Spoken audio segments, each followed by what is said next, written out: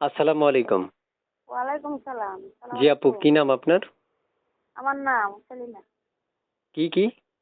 সেলিনা। সেলিনা। জি। বয়স কত আপনার? আমার বয়স হলো 20। বিয়ে হইছে? জি, বিয়ে হইছে। দেশের বাড়ি কোথায়? দেশের বাড়ি তো আমার এই দেবর। দেশের বাড়ি বিয়ে হইলো তারপরে কেন আসছেন এই প্রতিবেদনে? দেশের বাড়ি শুনতে চাই। আমার স্বামীটা ফালাই একটু মোবাইলটা কাছে নিয়ে কথা বলেন, চার্জারের গার্ডটা কাছে নিয়ে কথা বলেন, তাহলে কথাগুলো ক্লিয়ার শুনতে পারবো। স্বামী ছিল।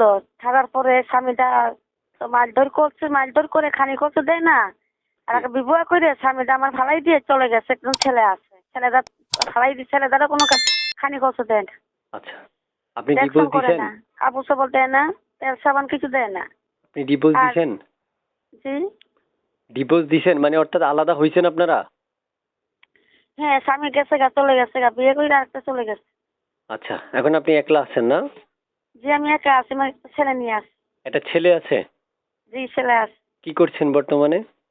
এই তো বর্তমানে যখন যেটা কাজ করি এখন ওইটা করি। আচ্ছা, বুঝতে পারছি। পড়াশোনা আছে? জি না, পড়ালেখা নাই, গরিব দেশের মানুষ বাড়ি তো কোথায়? আমি পড়ালেখা কোথা থেকে করতে পারবো? দেশের বাড়ি কোথায়? দেশের বাড়ি চিটাগাং।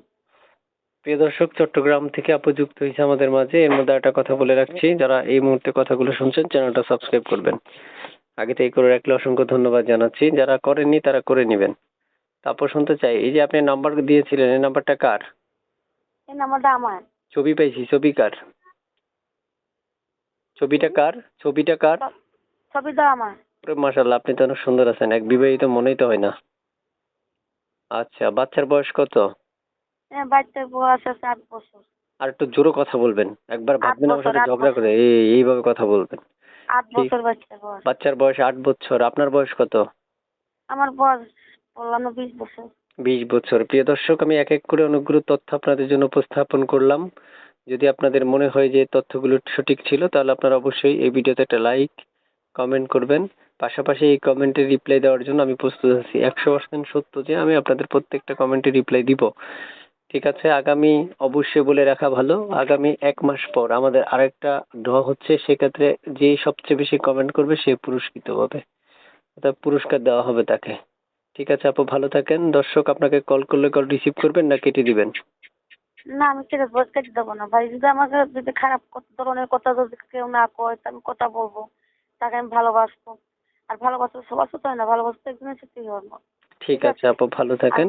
খারাপ আছে ভাই, তুই বিদেশে বাইরের দেশে আপনি কথা শুনেন, আমার কথাটা শেষ করি, কথাটাকেও শুনেন। দর্শক যে আপনাকে ফোন করবে, প্রত্যেকটা ফোন কিন্তু রিসিভ করতে হবে। দর্শক যদি ফোন দিলে কেটে দেন, তাহলে আমার দর্শক কষ্ট পাবে। ঠিক আছে? জি না, আমি কেটে দেবো না, আমি সব ঠিক আছে, ওকে, বলবো। ভালো থাকেন।